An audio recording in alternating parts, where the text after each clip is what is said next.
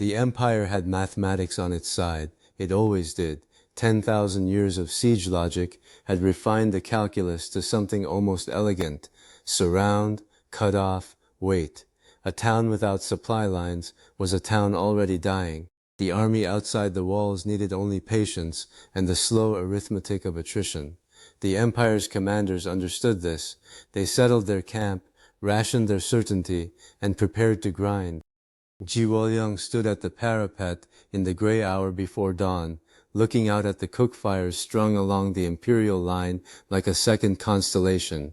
She didn't look afraid. She looked like a woman working through a problem. "They think they just have to wait," she said. "Let's teach the empire some new arithmetic, Smith." The works never went dark. That was the thing the imperial commanders could not have accounted for, because nothing in their experience had prepared them for it. A besieged town was supposed to consume. It was supposed to burn through its stores of powder and shot and iron and men, each day's fighting drawing down the reserves until the arithmetic closed and the gates opened. The commanders had done this before. They knew how long things lasted. They did not know about the furnace.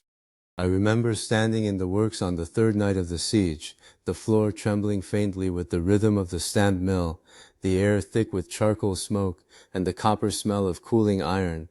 Baek Tae-ho was at the casting floor, directing the pour on a new gun tube, the third that week. Mokjae was at the bench with 2 apprentices, fitting a repaired breech block back into a carriage that had come in from the wall that morning. Around them the whole floor moved with a kind of furious, ordered purpose.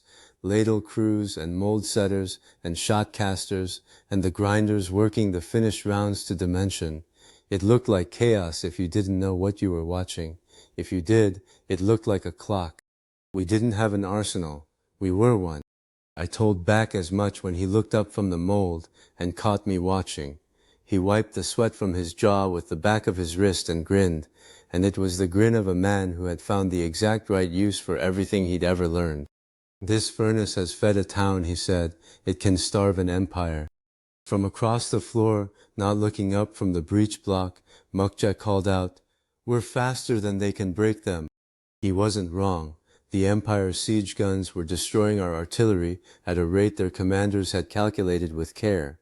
What they had not calculated was that we were replacing the guns faster than they were destroying them. Every piece that came off the wall broken went back to the works and came back whole, or was melted and recast into something better.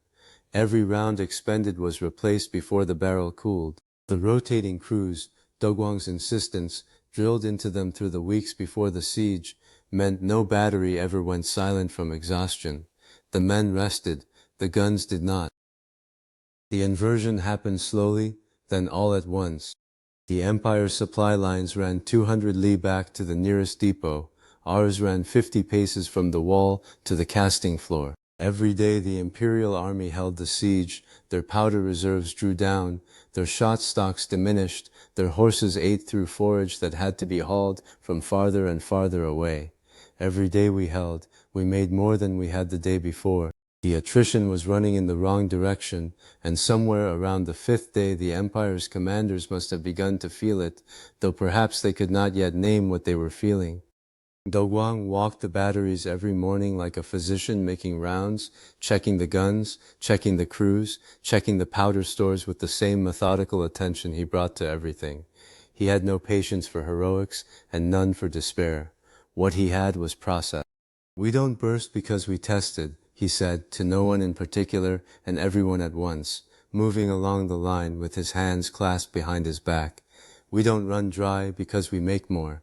Just keep firing. We simply do not stop." The crews kept firing. Ryu Gyeom watched from the eastern tower. He had been given observer's quarters there, a courtesy to his rank, or perhaps a way of keeping him contained where he could be watched in turn. He spent most of his time at the narrow window, looking down at the works, at the wall, at the imperial camp beyond. His face, when I passed him in the corridor on the 6th day, was unreadable in the way that faces become when a man has finished arguing with himself and arrives somewhere he doesn't much like. I didn't know then what he was thinking. I learned it later, the way you learn most things about men like Ryu Gyeom, in pieces from what they say when they believe no one consequential is listening. They outmake us. They will always outmake us, because they let anyone make. He had understood it completely, which was its own kind of tragedy. The old order wasn't being defeated on that wall. It was being rendered obsolete, which is a different and more permanent thing. You can negotiate with a defeat. You can absorb it, explain it, wait for the wheel to turn. You cannot negotiate with obsolescence. The mandate wasn't being broken. It was being buried under the weight of a process that didn't require it, didn't reference it, didn't need its permission to function. The mandate isn't being defeated. It's being buried. He stood at the window and watched us make, and he understood, and there was nothing in his understanding that resembled hope. On the 9th day, the empire's army withdrew. It happened in the early afternoon, the kind of flat gray autumn afternoon that seems designed to drain drama from everything. There was no final assault, no dramatic last stand. The imperial camp simply began to come apart, tents struck, wagons loaded, the long columns forming up and turning south along the road they had come in on. From the wall it looked almost orderly, which was its own kind of statement. They were not routing, they were retreating, which is what an army does when it has done the mathematics and found the answer wrong. Wol-yeong stood on the parapet and watched them go. Around her, the wall crews were beginning to make noise, not cheering exactly, not yet, something more ragged and disbelieving than cheering. She let it run for a moment before she spoke, and when she spoke it was quietly, almost to herself, though I was close enough to hear. A frontier town full of orphans and refugees just beat the empire's main host. A pause. Nobody will believe it. Another pause, longer. They'll have to. We had not outfought them. That was the thing I kept returning to in the days that followed, turning it over the way you turn a piece of finished iron to check for flaws. We had not been braver, or more skilled, or better led, though we had been all of those things in their measure. What we had done was outmake them. The works had done what I had built it to do, which was sustain. A place that makes its own everything faster than you can destroy it, doesn't run out, doesn't break, doesn't starve, it simply continues. Continuity, in the end, is what wins sieges, and we had built continuity into the stone. Wol-yeong found me in the works that evening, standing at the casting floor, where the molds were already being set for the next pour, because the next pour was already planned, and there was no reason to stop. The thing you built to keep us alive when the veil died, she said, just killed an empire's certainty. I didn't have an answer for that. I'm not sure one was needed. Then came the counting. Yoon-so-rin had her ledgers out before the last imperial column had cleared the ridge. She moved through the town with her apprentice at her shoulder, recording everything with the same precision she brought to calibration, the structural damage, the stores consumed, the guns lost and replaced, and the dead, especially the dead. Sok was among them. He had held a section of the northern wall through the 6th night and into the 7th morning, and he had not come off it. I had known him since the early days of the works, one of the first men who had looked at what I was trying to build, and decided, without much deliberation, that he would help build it. He had not been a remarkable man in any way that would make him easy to describe. He had been reliable, which is the thing I notice first and value most, and now he was gone, and reliability has a weight to it when it's absent. Yoon-so-rin stood before the wall where the names were being inscribed, and spoke to the town clerk without looking up from her ledger.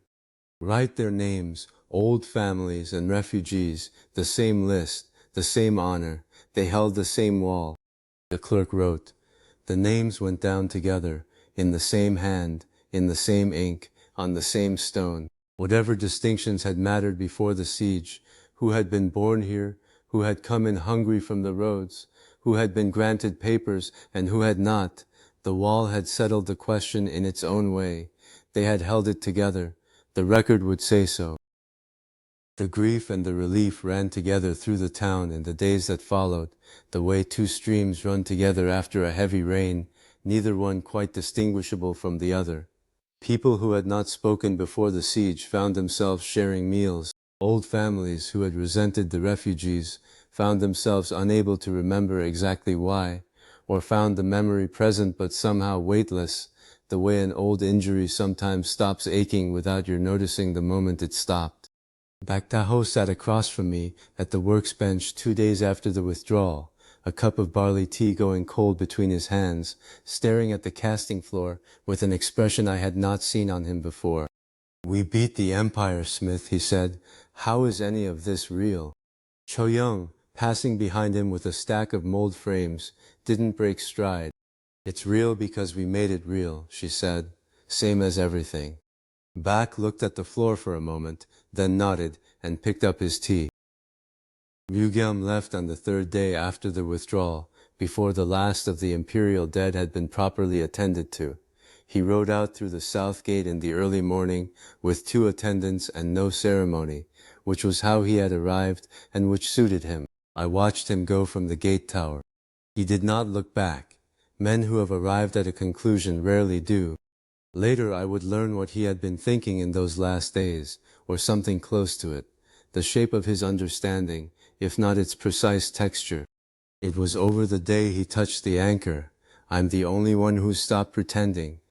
Perhaps that was true. Perhaps the rest of us were still pretending, in the way that people who are building something must always pretend a little, must hold the finished shape in mind against the unfinished reality, and act as though the gap between them is crossable, because if you stop believing that, you stop crossing. Ryu Gyeom had stopped. He had looked at what we were building and seen clearly what it meant for everything he represented, and he had chosen comprehension over pretense and ridden away into a world that was already, irrevocably, not his anymore. I didn't pity him. I'm not sure pity was the right instrument for what he was, but I understood him better than I had, which is its own kind of thing. The story left Iron Ridge before the month was out.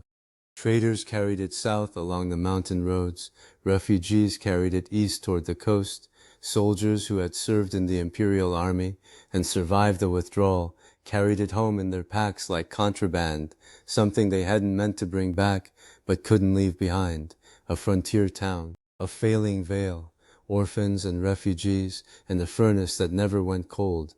They beat the empire's main host and came out of it with more guns than they'd started with.